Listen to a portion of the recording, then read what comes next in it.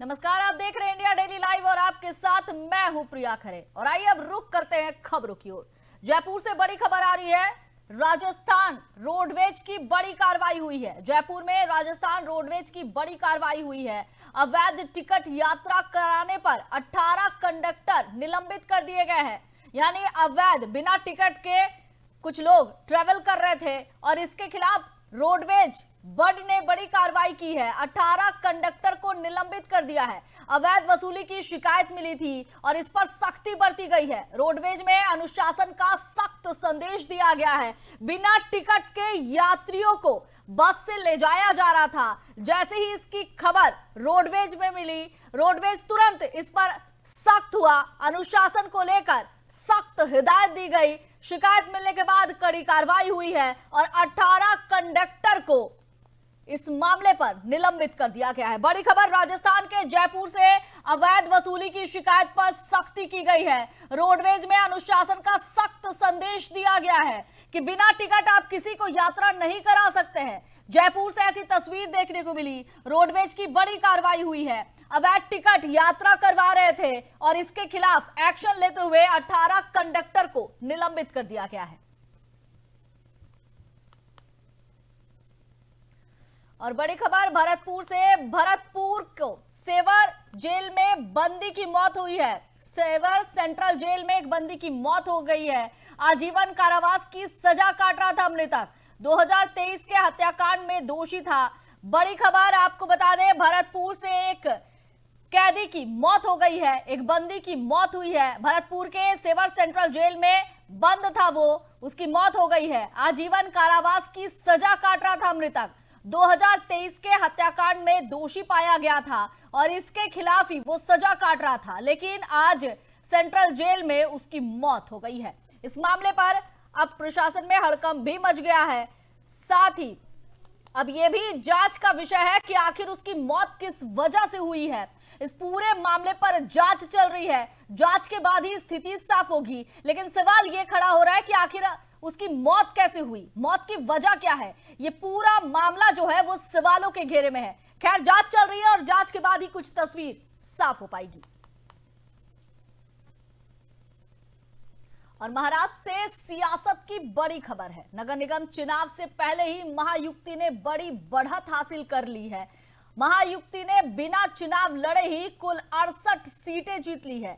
इनमें से बीजेपी को 44 सीटें मिली है। शिवसेना के खाते में 22 सीटें गई है, जबकि एनसीपी को 2 सीटें हासिल हुई है। वोटिंग से पहले ही इस नतीजे को विपक्ष के लिए बड़ा झटका माना जा रहा है। तो वोटिंग से पहले विपक्ष को बड़ा झटका लगा है। महाराष्ट्र नगर निगम चुनाव में महायुक्ति का दबदबा देखने को मिला है। महायुक्ति ने बिना मुकाबले ही 68 सीटें जीत ली है। एक बड़ी उपलब्धि है। बीजेपी को 44 सीटें मिली, शिवसेना को 22 सीटें मिलती नजर आ रही है। वोटिंग से पहले ही विपक्ष को बड़ा झटका मिला है और बीएमसी चुनाव जो है वो कहीं ना कहीं सबसे बड़ा चुनाव है, या ये कह सकते हैं जिसका बीएमसी पर कब्जा हो गया वो पार्टी सबसे बड़ी पार्टी बन गई। क्योंकि बीएमसी एक ऐसी है, यानी ये नगर निगम ऐसा है जिसके खाते में नगर निगम जाता है, जिसका नगर निगम पर कब्जा होता है, उसके पास पैसों की बारिश होती है। और इसमें महायुक्ति का दबदबा साफ तौर पर झलक रहा है।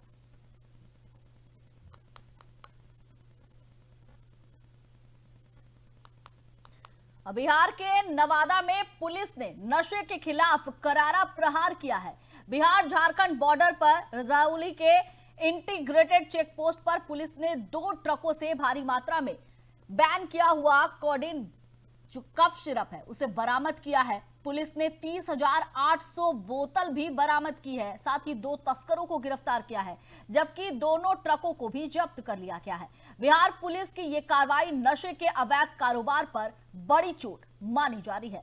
तो बिहार के नवादा से बड़ी खबर है। बिहार बॉर्डर पर नशे की बड़ी खेप पकड़ी गई है।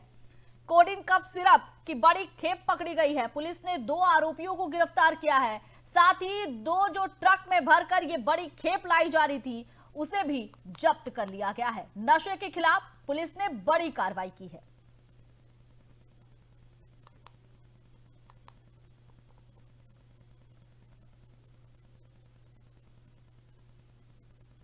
और दिल्ली की हवा एक बार फिर दम घोटू होती नजर आ रही है। लक्ष्मी नगर और अक्षरधाम इलाके से ड्रोन कैमरे से तस्वीर ले गई है और तस्वीर के जरिए हम आपको दिखाने की कोशिश करेंगे कि किस तरह से जहरीला स्मॉग जो है वो लोगों के स्वास्थ्य पर असर डाल रहा है।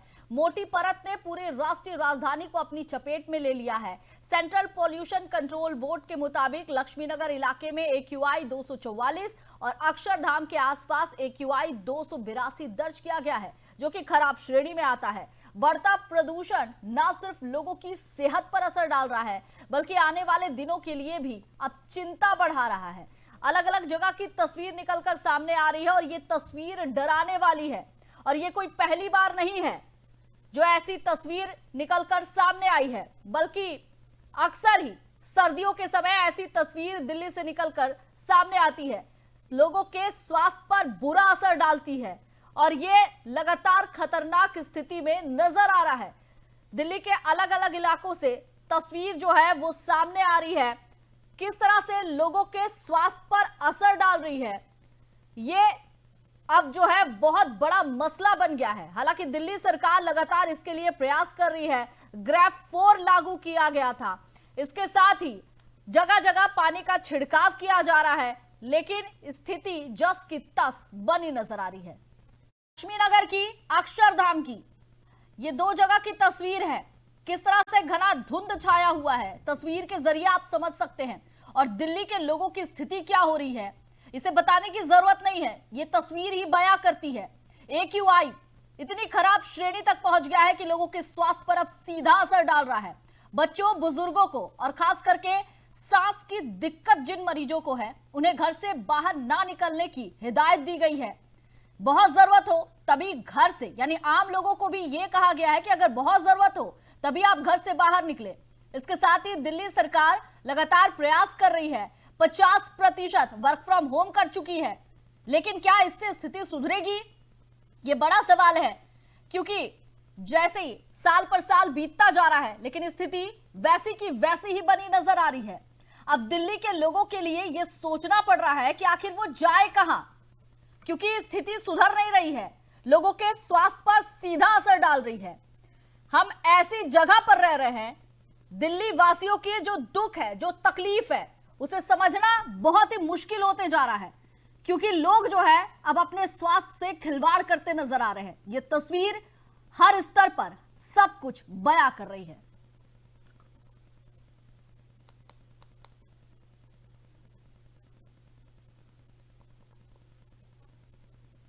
और संगम नगरी प्रयागराज में आस्था का महासंगम शुरू हो गया है। संगम घाट पर माघ मेला 2026 का शुभारंभ हो चुका है, जहां देश भर से बड़ी संख्या में श्रद्धालु आस्था की डुबकी लगाने पहुंच रहे हैं। श्रद्धालुओं की भारी भीड़ को देखते हुए प्रशासन ने सुरक्षा के कड़े इंतजाम किए हैं। घाटों पर साफ सफाई, यातायात व्यवस्था भी विशेष इसका ध्यान रखा जा रहा है। तो आज से माघ मेला की शुरुआत हो गई है, ये 15 जनवरी तक चलेगा और इसे लेकर उत्तर प्रदेश सरकार जो है वो पूरी तरह से अलर्ट है। घाटों की साफ सफाई का काम शुरू हो चुका है। आज से गंगा स्नान के लिए श्रद्धालुओं की भीड़ उमड़ी हुई है। श्रद्धालुओं को किसी तरह की कोई परेशानी ना हो, इसके भी सभी इंतजाम किए जा रहे हैं। साथ ही जो वहां लोग पहुंच रहे हैं, उन्हें वहां पर किसी तरह की कोई परेशानी ना हो, आस्था की डुबकी लगा सके, इन तमाम चीजों पर पहले से ही निगरानी की जा चुकी है। बड़ी संख्या में लोग पहुंच रहे हैं, यातायात भी एक मुख्य समस्या बन सकती है और उसके लिए भी ट्रैफिक पुलिस पूरी तरह से अलर्ट नजर आ रही है।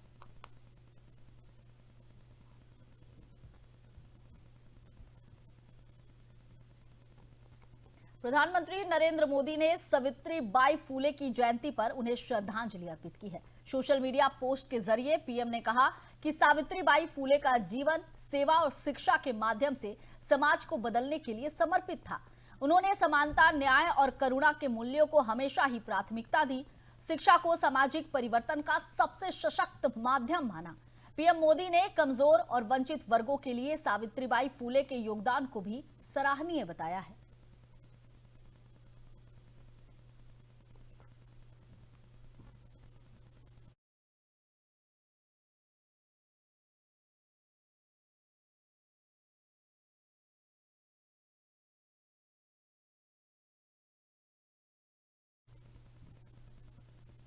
सिक्किम से भूकंप की खबर सामने आई है। नेशनल सेंटर फॉर सिस्मोलॉजी के मुताबिक शनिवार सुबह 5:58 पर सिक्किम के सोरेंग इलाके में भूकंप के झटके महसूस किए गए और इसकी तीव्रता 3.5 मापी गई है, जबकि भूकंप का केंद्र सोरंग क्षेत्र में जमीन से 5 किलोमीटर की गहराई पर बताया जा रहा था।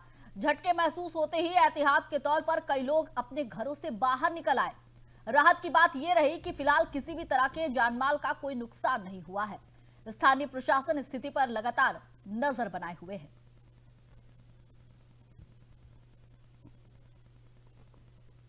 राजधानी दिल्ली में घना कोहरा एक बार फिर मुसीबत बन गया है। सुबह के समय कोहरे की चादर छाने से हवाई यातायात बुरी तरह से प्रभावित हुआ है और इसकी वजह से कई उड़ानें लेट हो गई है। खराब दृश्यता के कारण फ्लाइट ऑपरेशन पर असर पड़ा है। यात्रियों को परेशानियों का सामना करना पड़ रहा है। एयरपोर्ट प्रशासन लगातार हालात पर नजर बनाए हुए है और यात्रियों को अपनी उड़ान की स्थिति जांचने की सलाह दी जा रही है। घने कोहरे का असर अब ट्रेन फ्लाइट्स पर साफ दिखने लगा है। उड़ानों में देरी हो रही है। फ्लाइट जो है वो लेट से चल रही है। कई फ्लाइट जो है वो रद्द करनी पड़ रही है घने कोहरे की वजह से। एयरपोर्ट अथॉरिटी की तरफ से यात्रियों को अपने शेड्यूल की जांच करने की सलाह दी जा रही है कि आप जांच करें आपका स्टेटस क्या है, उसके बाद ही आप फ्लाइट के लिए निकले।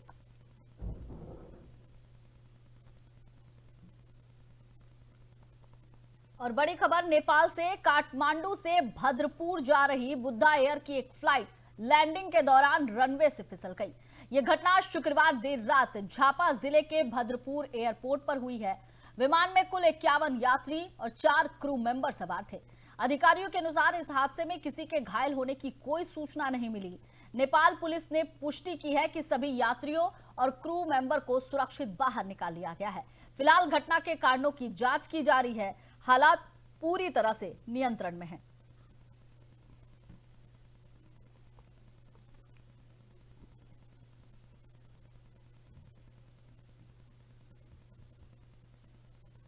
और इंदौर से बड़ी खबर सामने आ रही है। कलेक्टर शिवम वर्मा ने भागीरथपुरा क्षेत्र का दौरा कर हालात का जायजा लिया। ये इलाका गंदे पानी की आपूर्ति के कारण गंभीर रूप से प्रभावित हुआ है। प्रशासन फिलहाल टैंकरों के जरिए साफ पानी की सप्लाई कर रहा है। कलेक्टर ने जलापूर्ति व्यवस्था और टैंकरों की जांच की। बता दें कि दूषित पानी पीने से कई लोगों की मौत की खबर सामने आई थी। प्रशासन ने मामले की गंभीरता को देखते हुए ये सख्त कदम उठाने की बात कही है। इंदौर में अब दूषित पानी को लेकर प्रशासन पूरी तरह से अलर्ट नजर आ रहा है। सरकार की तरफ से दूषित पानी को लेकर अब जांच शुरू कर दी गई है। साथ ही टैंकर से अब पानी जो है लोगों तक पहुंचाया जा रहा है। दूषित पानी पीने से मौतें हुई थी और ये एक बड़ी त्रासदी सामने आई है। सरकार इस पर गंभीर है। मामले की जांच चल रही है। टैंकरों से पानी लोगों तक पहुंचाया जा रहा है।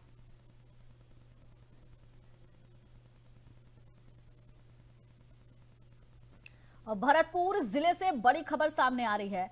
रुदावल ग्राम पंचायत के 6 वार्डों को खेड़ा ठाकुर पंचायत में जोड़ने के बाद विरोध लगातार जारी है।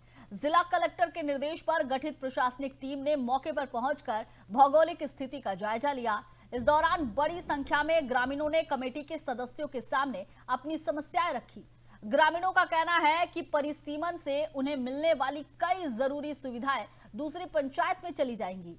एसडीएम विष्णु मित्तल ने बताया कि राजस्व सीमा के आधार पर इस वार्डों को खेड़ा ठाकुर में जोड़ा गया है।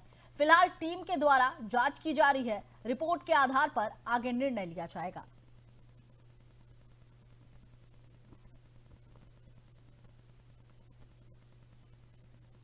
और इंदौर में दूषित पानी से हुई मौत को लेकर सियासत तेज हो गई है। युवा कांग्रेस ने मंत्री कैलाश विजयवर्गीय के खिलाफ अनोखे अंदाज में प्रदर्शन किया। कांग्रेस कार्यकर्ताओं ने हाथों में घंटा लेकर विरोध जताया और मंत्री कैलाश विजयवर्गीय से इस्तीफे की मांग की। प्रदर्शनकारियों का आरोप है कि दूषित पानी की आपूर्ति के चलते लोगों की जान गई है और इसके लिए सरकार जिम्मेदार है। ये तस्वीर आपको हम इंदौर के मध्य प्रदेश की दिखा रहे हैं। मध्य प्रदेश के इंदौर की ये तस्वीर है जहां कांग्रेस कार्यकर्ताओं का विरोध प्रदर्शन हो रहा है। दूषित पानी पीने से मध्य प्रदेश में मौतें हुई है। 10 लोगों की मौत हुई है और इसके बाद से लगातार विरोध चल रहा है। विपक्षी पार्टियों की तरफ से लगातार विरोध जताया जा रहा है। कांग्रेस का विरोध प्रदर्शन चल रहा है, जहां पुलिस पूरे मामले पर नजर बनाए हुए है। साथ ही कई प्रदर्शनकारियों को गिरफ्तार भी किया गया है, हिरासत में भी लिया गया है। तो इंदौर की ये तस्वीर आपको दिखा रहे हैं, जहां कांग्रेस कार्यकर्ता दूषित पानी पीने से हुई मौत पर विरोध जता रहे हैं, सरकार के खिलाफ मोर्चा खोल दिया है। मंत्री कैलाश विजयवर्गीय ने जिस तरीके से बयान दिया, उसके बाद अब विरोध और भी बढ़ता जा रहा है। कांग्रेस कार्यकर्ता हाथों में घंटा लेकर सड़क पर उतरे, विरोध जता रहे हैं, सरकार से मांग कर रहे हैं, सरकार से जवाब देने की मांग की जा रही है कि आखिर इस तरह की जो घटना है वो क्यों हुई है, क्यों आम लोगों की जान पर इस तरह से आफत आई, वो भी पानी पीने से, जिसे जीवन कहा जाता है। जल ही जीवन है, लेकिन इस जल के जीवन ने लोगों की जीवन ही ले ली। यानी पानी दूषित था और जिन जिन लोगों ने इस पानी का उपयोग किया, इस पानी को पिया, उसकी मौतें हो गई। और सबसे बड़ी बात कि इसमें एक 6 महीने का शिशु भी था, जिसके शव को उठाना बहुत ही भारी पड़ रहा था। उस मां की ममता सोचिए क्या थी। लेकिन इस पर मंत्री सवालों से बचते नजर आए, जिसके बाद विपक्ष अब इसे लेकर प्रदर्शन कर रहा है।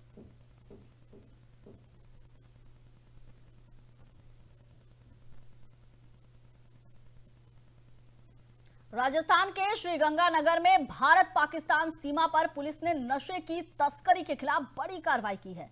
श्रीगंगानगर के रावला थाना पुलिस ने ड्रोन के जरिए पाकिस्तान से लाई गई 4 किलो 88 ग्राम हेरोइन बरामद की है और इसकी कीमत 20 करोड़ रुपए से ज्यादा बताई जा रही है। पुलिस ने मौके से एक ड्रोन और 3 आरोपियों को गिरफ्तार किया है। पुलिस ने एनडीपीएस एक्ट के तहत मामला दर्ज कर जांच शुरू कर दी है। आरोपियों से पूछताछ भी की जा रही है। पुलिस महानिदेशक और रेंज में श्रीमान आईजी पुलिस महानिरीक्षक बीकानेर रेंज इसी चीज़ पर ही फोकस करता है कि जो श्रीगंगानगर और इधर बॉर्डर पार तस्करी के विरुद्ध हम प्रभावी कार्रवाई करें। उसी क्रम में ये एक बहुत ही बड़ी कार्रवाई है। लगभग 4 किलो हेरोइन जब्त की गई है पुलिस थाना रावला के द्वारा और इसमें साथ में एक ड्रोन भी जब्त किया गया है। इसमें एफआईआर दर्ज करके और अब हम अग्रिम अनुसंधान करेंगे। इसमें जो साथ में 3 आरोपी भी गिरफ्तार किए गए हैं और उनके पास से ही ये जो 4 किलो हेरोइन है और ड्रोन है वो जब्त किया गया है। और बरेली से एक दुखद खबर सामने आई। दिवंगत विधायक श्याम बिहारी लाल का कल निधन हो गया। उन्होंने लंबे समय तक क्षेत्र की सेवा की और जनता के बीच सम्मानित थे। मुख्यमंत्री योगी आदित्यनाथ ने उनके निधन पर शोक व्यक्त किया है। उन्होंने सोशल मीडिया और अधिकारियों के माध्यम से श्रद्धांजलि अर्पित की। प्रदेश में उनके निधन से शोक की लहर देखी गई है। जनता और नेताओं ने भी अपनी संवेदनाएं व्यक्त की है। बरेली के विधायक श्याम बिहारी लाल का निधन हो गया। उन्हें हार्ट अटैक आया, अस्पताल में इलाजरत थे, जिसके बाद उनकी कल मौत हो गई। आज मुख्यमंत्री योगी आदित्यनाथ उनके परिजनों से मिले, उन्हें सांत्वना दी, ढांढस बंधाया, इसके साथ ही अपना दुख भी व्यक्त किया। उन्होंने कहा कि श्याम बिहारी लाल ऐसे व्यक्ति थे जिन्होंने अपनी सेवा से इलाके के लोगों को संतुष्ट किया। आसपास के जो लोग हैं, जो उनके इलाके के लोग थे, उनके समर्पण काम से काफी संतुष्ट थे। उनके अचानक निधन से अब लोगों में शोक की लहर भी है। परिवार वालों की भी चिंता साफ तौर पर दिखाई दे रही थी। इस दौरान मुख्यमंत्री योगी आदित्यनाथ उनके परिवार वालों के पास पहुंचे, उन्हें सांत्वना दी।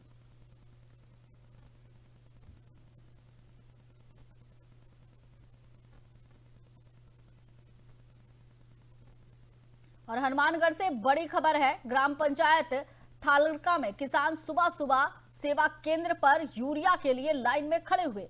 कड़ाके की ठंड में किसानों की लंबी कतार लग गई। भीड़ को नियंत्रित करने के लिए पुलिस को बुलाना पड़ा।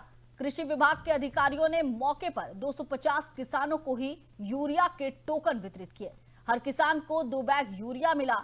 लगभग 100 से अधिक किसान खाली हाथ लौट गए और इससे उनके चेहरे पर मायूसी साफ दिखाई दी। किसानों ने बताया कि समय पर यूरिया ना मिलने से गेहूं की फसल प्रभावित हो सकती है। उन्होंने मांग की है कि भविष्य में समय पर यूरिया उपलब्ध कराया जाए, वरना किसान यूरिया के लिए इधर उधर भटकने को मजबूर होंगे।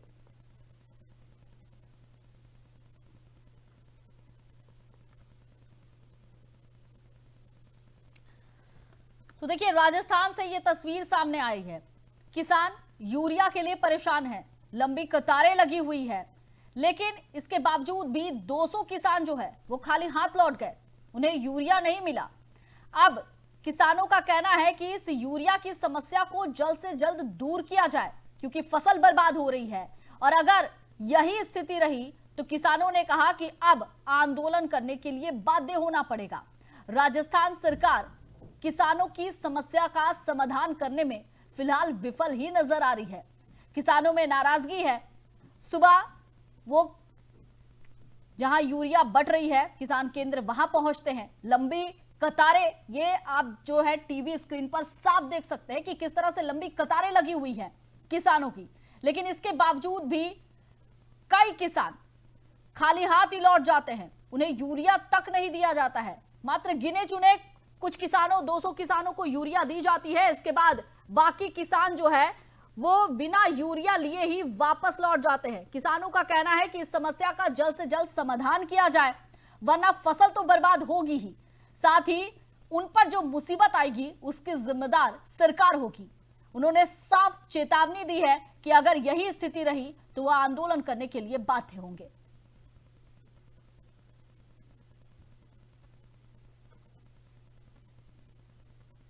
मारवाड़ के आउआ गांव के मुख्य प्रवेश मार्ग पर जलदाय जवाई पाइपलाइन फूट गई है और इससे एक पखवाड़े से लाखों लीटर पानी बह रहा है। स्थानीय ग्रामीणों ने कई बार जलदाय विभाग को इसकी सूचना दी, लेकिन कोई कार्रवाई नहीं हुई।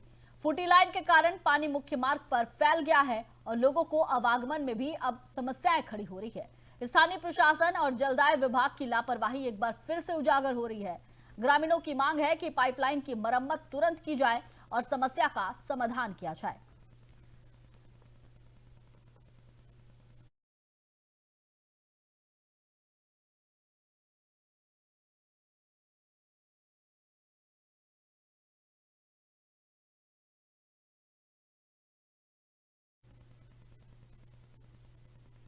राजस्थान के हनुमानगढ़ के नोहर में पूर्व विधायक अभिषेक मटोरिया के निर्देश पर सहायक निदेशक कृषि विस्तार कार्यालय में फसल बीमा क्लेम निस्तारण शिविर का आयोजन किया गया।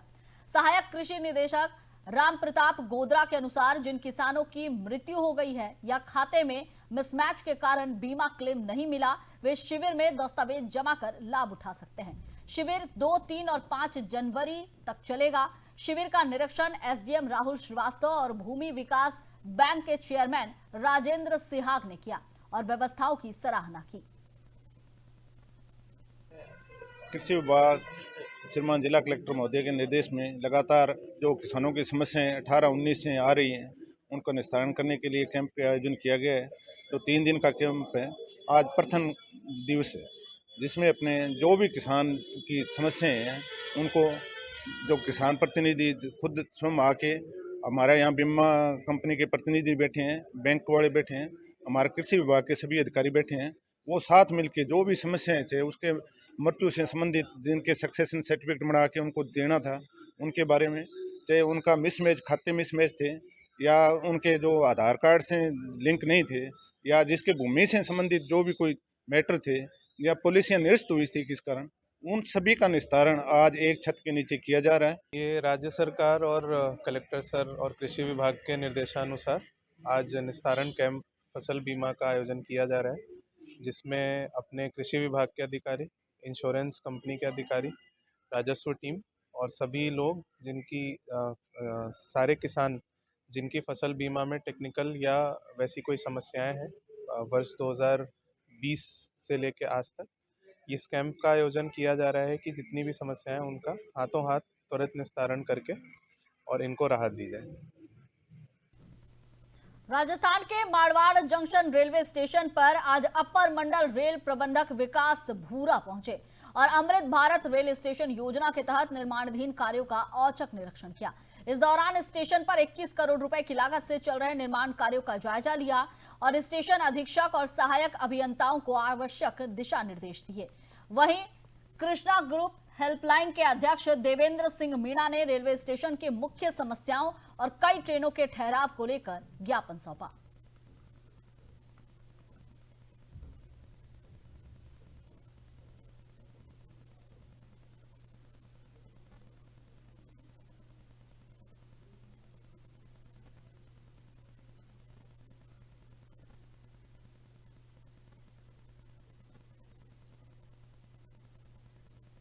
फिलहाल इस बुलेटिन में बस इतना ही। आप देखते रहिए इंडिया डेली लाइव। नमस्कार।